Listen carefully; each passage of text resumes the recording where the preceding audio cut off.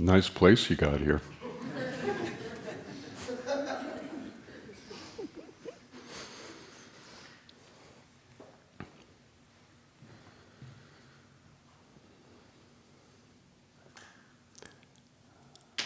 So we're going to have some time together in the next couple of weeks.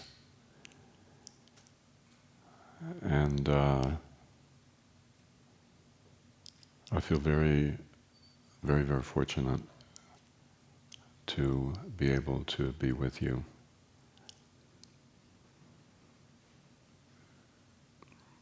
And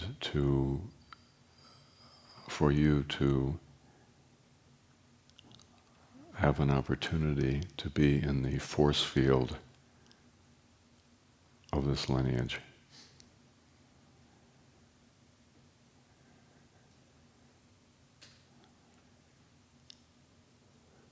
When I met Chogyam Trungpa in 1970,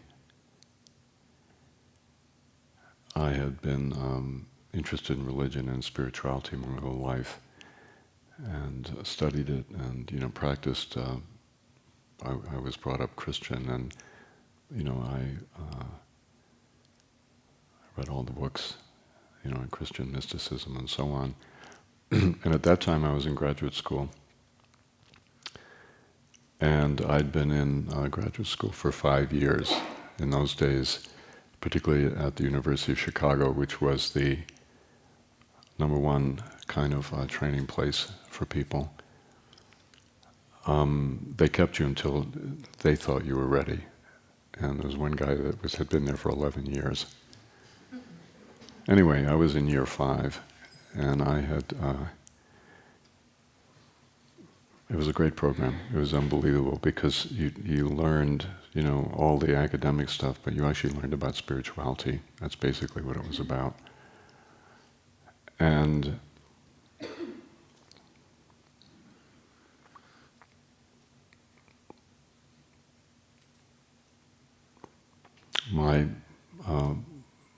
by many amazing teachers, but the foremost one was a man named Mircea Eliade, who was Romanian and probably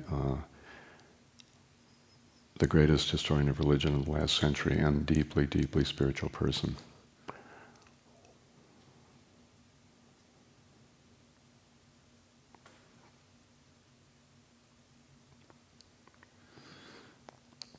And, he basically said, these spiritualities, they pretty much all changed. The primordial depth of human spirituality has been messed up by the modern world. And it wasn't an opinion, it was based on, he knew. He'd been everywhere and read everything.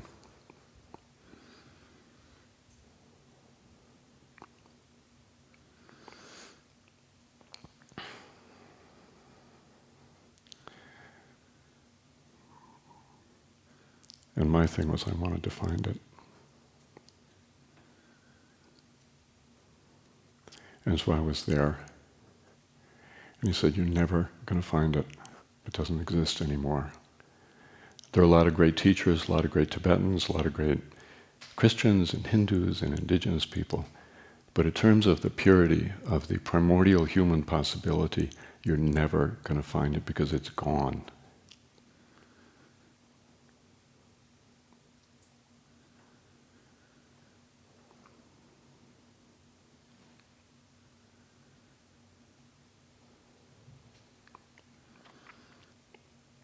And of course, I'd been through many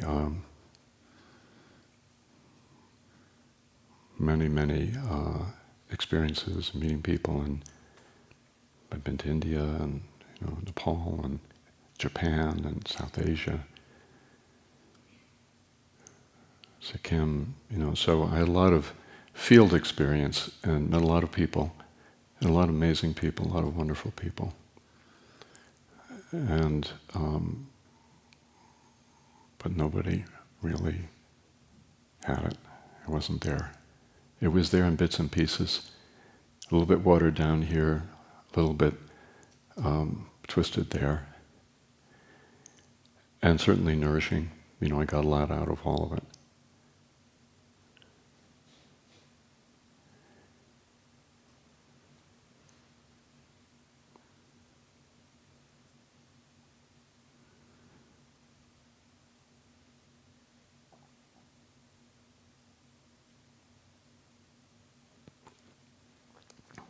I'm really surprised at how emotional I am about this.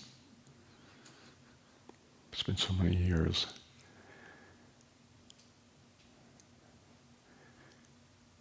And then there was that day I met Chogyam Trungpa.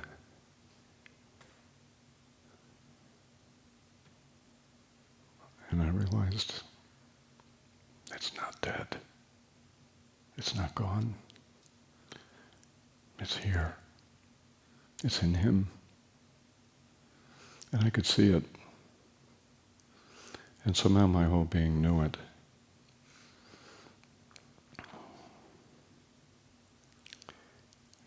And when you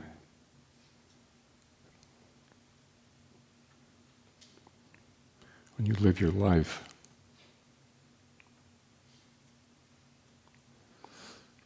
you build up a whole way of thinking about things, and you fit everything into it,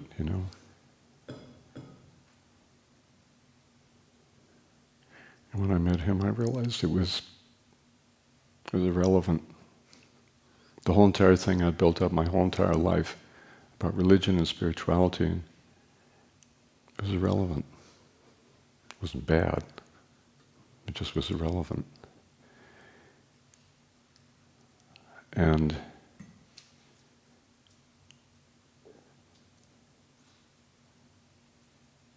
I didn't really know what to think for a long, long time. But I did know one thing, was that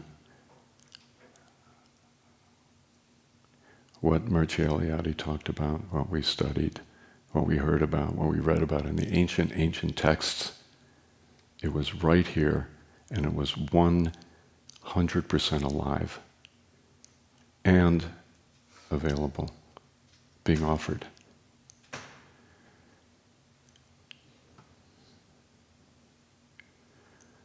So I've been saying, I met Rinpoche 46 years, almost, 45 years ago, is that right? 1970, yeah. And the whole entire time, I've been telling people, this is different. What we're doing is different. Everything is great. All the great religious teachers, all the spiritualities, all the books, all the philosophies, all the psychologies, it's all great. And it's wonderful. It's a wonderful production of human creativity. But this is different. The reason I know it's different is because I spent my whole life looking it all over. It's like you go in a gem shop and you look at every gem with your magnifying glass, and then all of a sudden there's one that's different. And that's how it was, meaning him. And I feel, at the time I was speechless. I mean, I talked, but I was actually speechless. I couldn't talk about what I saw and what I experienced. And so I had this whole thing, I was an academic teacher and I talked, but I wasn't saying anything. And I wasn't talking about what I actually knew and was finding out, because I didn't think I could. And now I can. And it's partly me, and a lot of it's you. And I feel very, very, very grateful that the things that I found out from Rinpoche and being around him, I can pass on to you. It's so meaningful for me. I asked, Rinpoche used to talk about the West and his students, And we were a very motley lot. You're not motley. I'm not sure what you are, but you're not motley.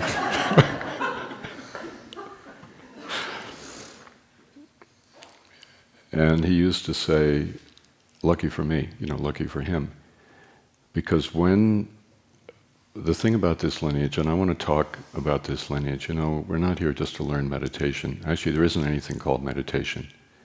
There's a term people use, and it covers, pretty much everything you can think of. Drugs, sex, and rock and roll. My best friend in high school told me when I said, Tom, he was an athlete, and I said, Tom, why don't you try meditation? He goes, I do meditate. And I said, oh, that's really great. Yeah, when I watch baseball. So when we say we come here to learn meditation, it's actually meaningless. We have to actually figure out exactly what we're talking about. And so that's our process. That's our challenge here, is to be in this very fresh environment, and for me to deliver to you at least what this lineage understands by the meditative process, what it's based on, how it works, and what it results in. So Rinpoche used to say, lucky for him that he had us, drug-crazed hippies. Because if a teacher doesn't have someone to teach, if the Dharma is really their life, and it is, for a true teacher, the depth of reality, which is what Dharma is, that's their life. And if they can't talk to anybody about it, Rinpoche said they die. And in Tibet there were people like that. There were people who, they did have the lineage, they did learn it, and it was their heart. And there were no students. I mean, there were plenty of students, but nobody that really wanted to hear about it. And they just died. And there are many, many, many of them in Tibet, he said. And I feel that way too. I feel so happy to be alive because of you. But if you weren't here, I wouldn't live 5 minutes, I guarantee it. So, what is this lineage exactly? What are we talking about here?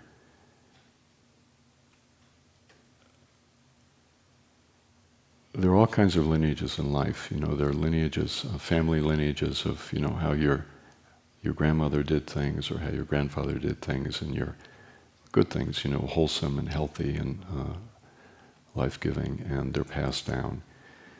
There are lineages of how to play the piano. There are many different schools, that you can be trained in. There are lineages of cooking, lineages of working with stones, lineages of poetry. We humans pass on ways of doing things and ways of seeing things. And here's the thing about this lineage, we might as well cut to the chase. This lineage, what I learned from Rinpoche, day in and day out, it was about experience. It was about human experience. The mark of the Vajrayana student is that you're interested in how things work. You're interested in how your mind works. When somebody says something, you're interested. What's going on? Where did it come from? When you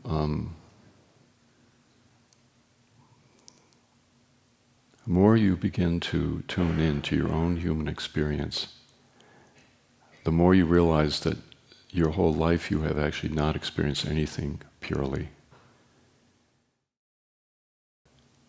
What happens to us when we come into our body and we peel away the layers and we find this vast, immeasurable expanse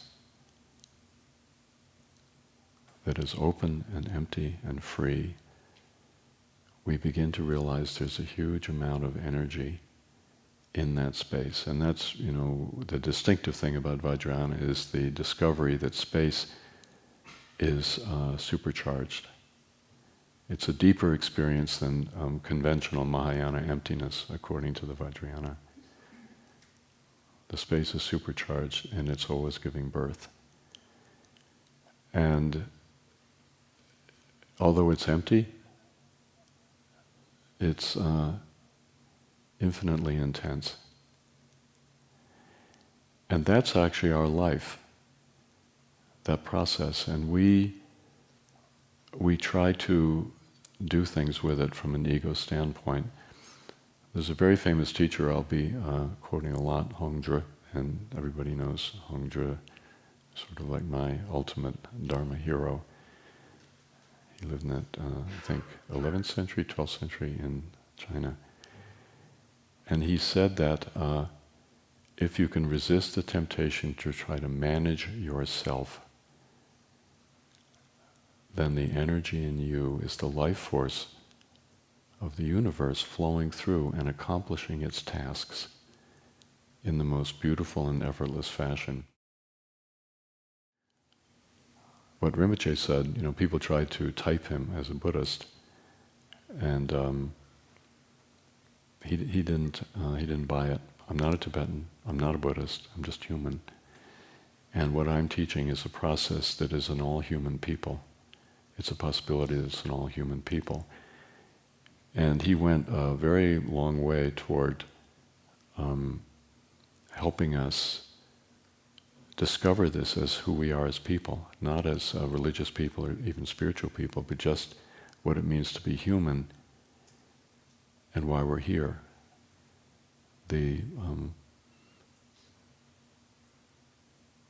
If we give into it, if we relax, if we let go, what happens to us?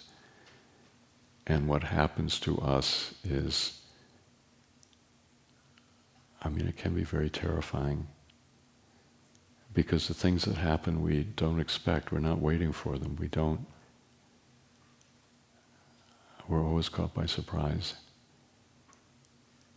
And at a certain point we begin to realize that there are no rules, and there's no template, actually, for us. There isn't one.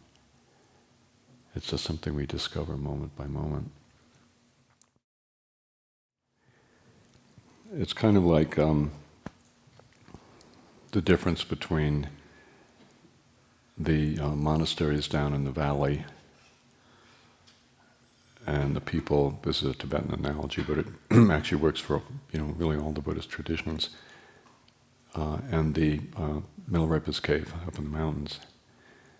In the valleys, monasteries very together, intellectual traditions very clear, people very well trained, meditation instructions, boilerplate meditation instructions that everybody gets. And I'm not putting it down. The monasteries have been the protector, really, of Buddhism, in a certain sense, through the ages, and the intellectual traditions. And a lot of, certain ways things are done, and they're in the thrones in Tibet in the monasteries. The higher you are in the political hierarchy, the higher your throne. And sometimes thrones are like, 40 feet above the everybody else.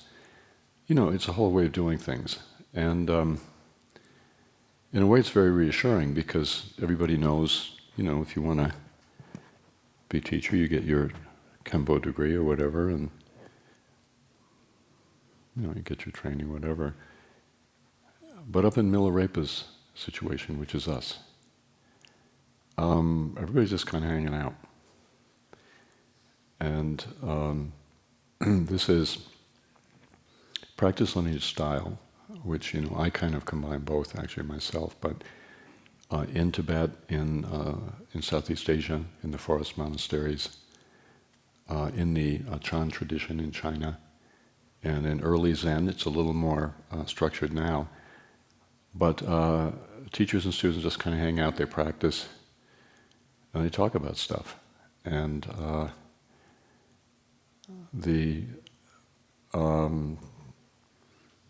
somehow the Dharma comes through. The most important thing, of course, is the practice. And it's interesting, what practice does is it removes the hierarchy out of spiritual traditions, strangely enough.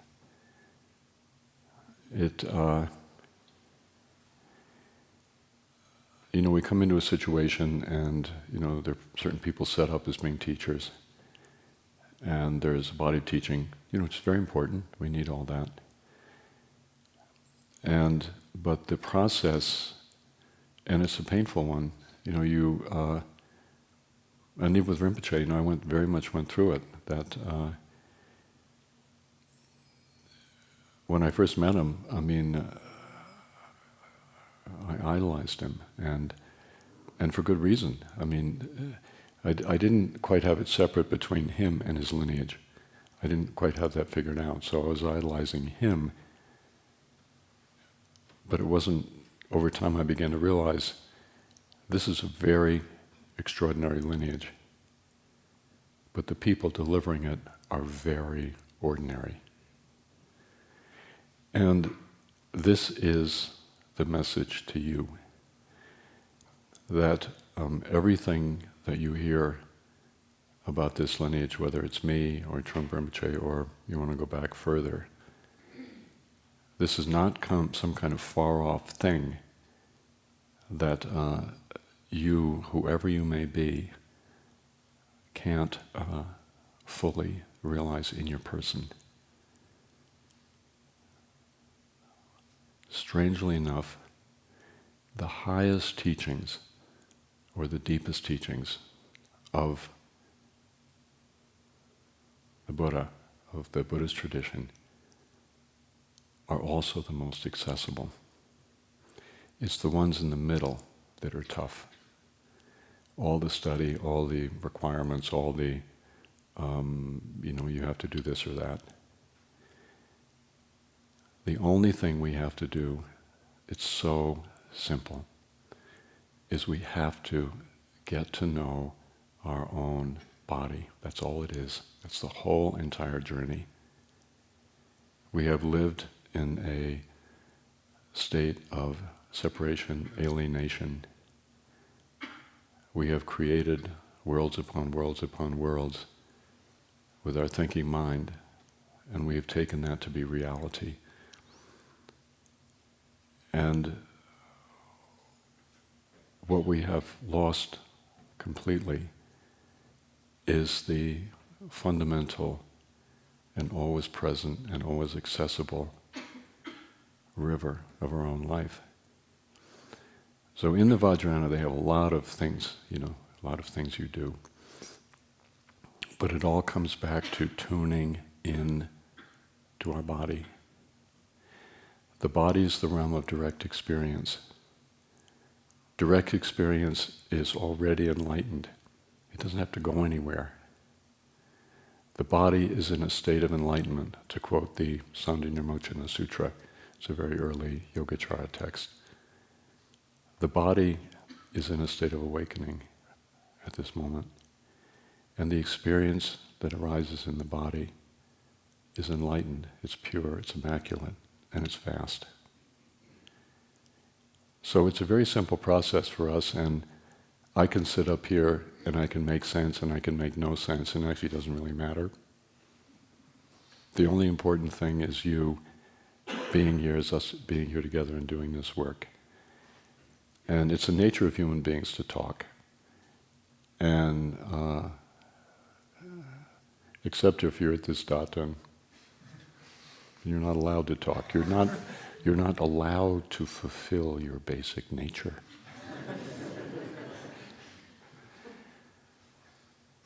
And so there is talking. People like me get to sit up and talk and you don't.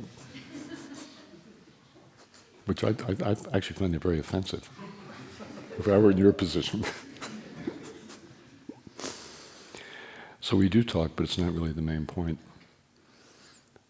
Some of you may know a teacher named Edo Roshi, who I think he's still alive. Is he still alive? Does anyone know?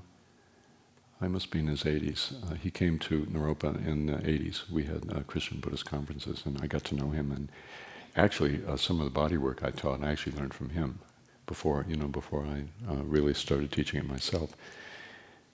And we were having this discussion about meditation in Christianity and Buddhism. And he's sitting up there, and I could see he was just not a happy camper. Because, different Christians are holding forth on meditation, and different Buddhists are holding forth in meditation. And finally, he just couldn't take it anymore. And he said, "This is ridiculous. It's ridiculous to have a conference about a meditation, but it's really ridiculous to talk about it."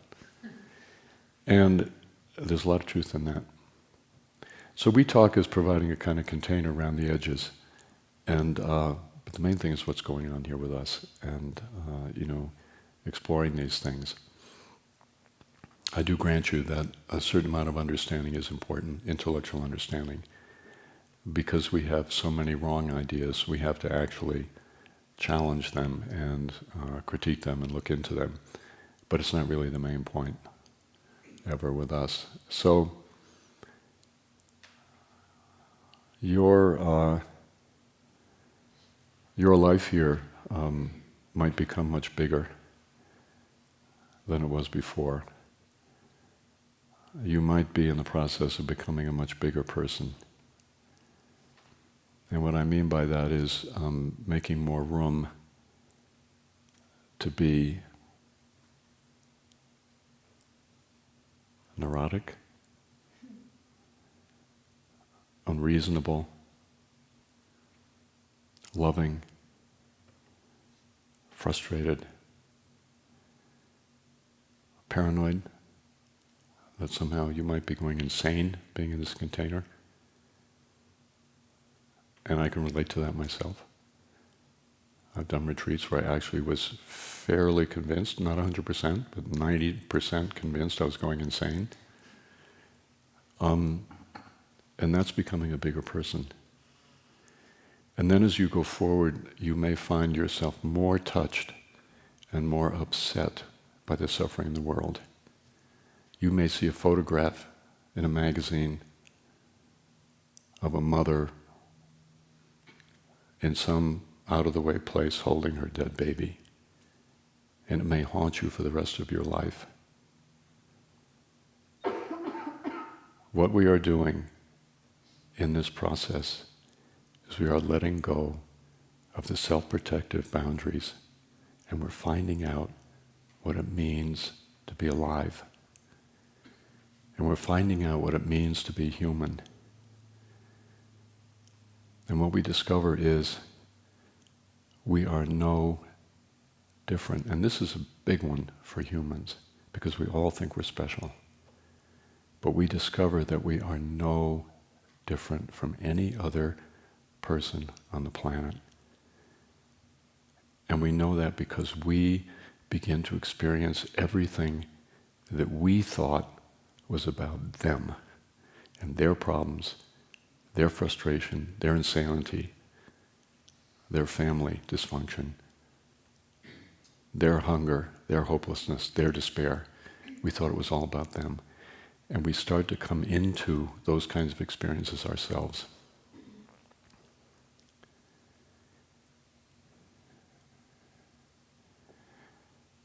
If you go and talk to your next door neighbor about what I'm talking about here, he or she might not understand why. Why would you want to find out what life is? Why would you want to find out what people go through? Why would you want to share the experience of all of humanity over time? And they would have a point. Because the more we open up and the more we extend and are willing to receive really ourselves, it's not them, it's actually ourselves that we've been walling off, the less room there is for any kind of ego, for any kind of coherent self-concept.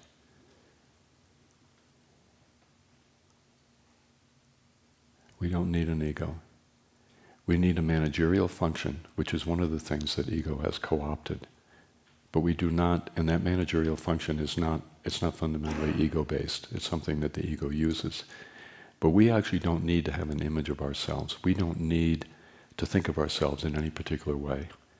Because any way we think of ourselves is going to be limiting and is going to rule out most of what we are. more we open up, Thich Nhat Hanh says, we become the murderer.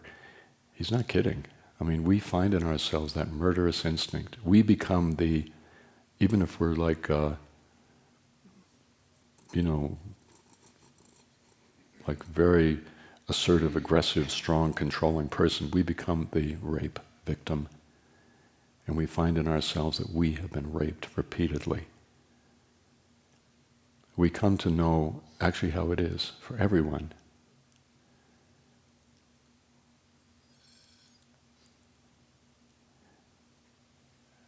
And it blows our thing to smithereens.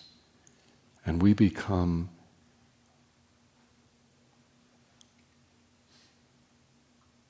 life itself. And there's no separation.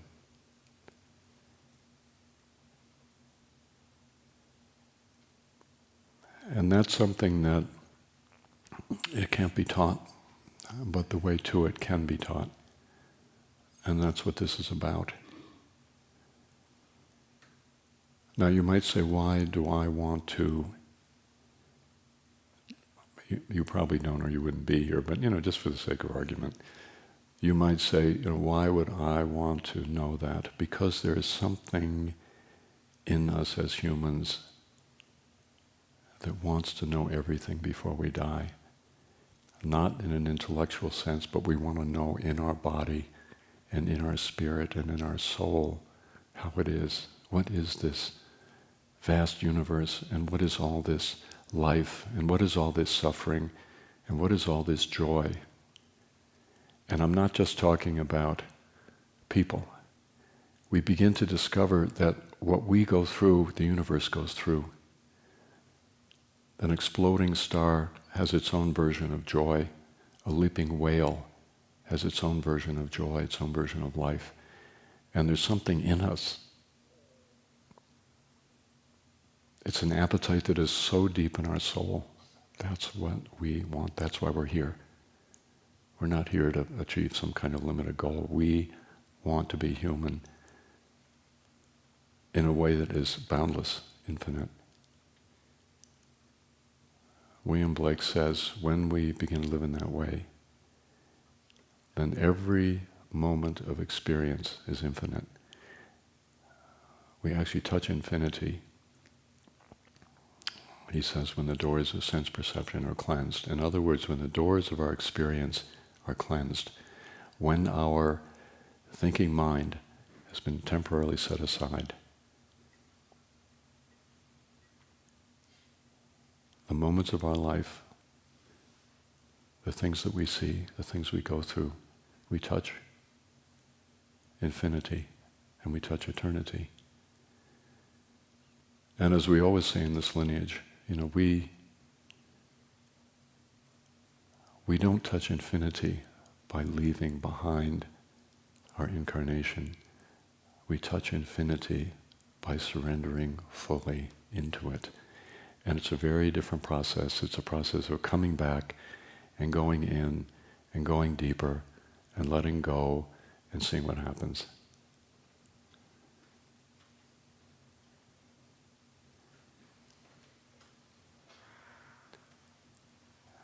And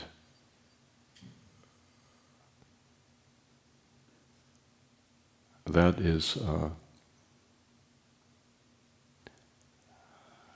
that's what is meant in Taoism. Taoism is very, very deeply influenced Tibetan Buddhism, and actually the Vajrayana that I teach was deeply historically influenced by Taoism in Tibet, both through Taoism directly and also through Chan Buddhism, which is, many people feel Chan Buddhism is actually, it's a Taoist form of Buddhism. And Taoist in the sense of emphasizing life and the sacredness of life and the possibilities of life, and that life is the fundamental reality, not emptiness, but life. Life itself.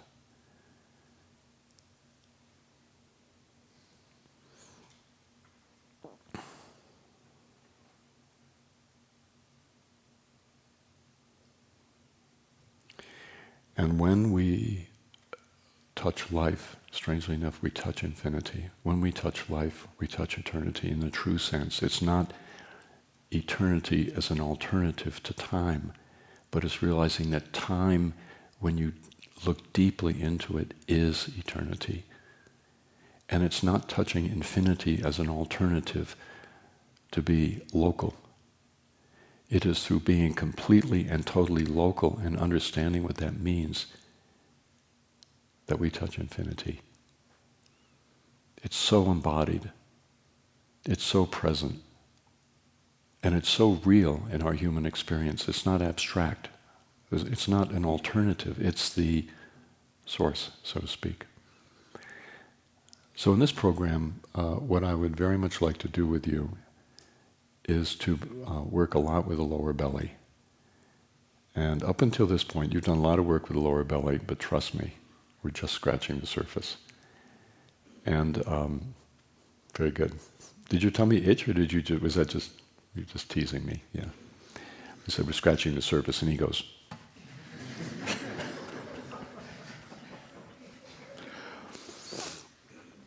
So we're going to jump right in, and into the lower belly, and I want to start by having you all lie down. Now I know you haven't done a lot of lying down lately. Is that true?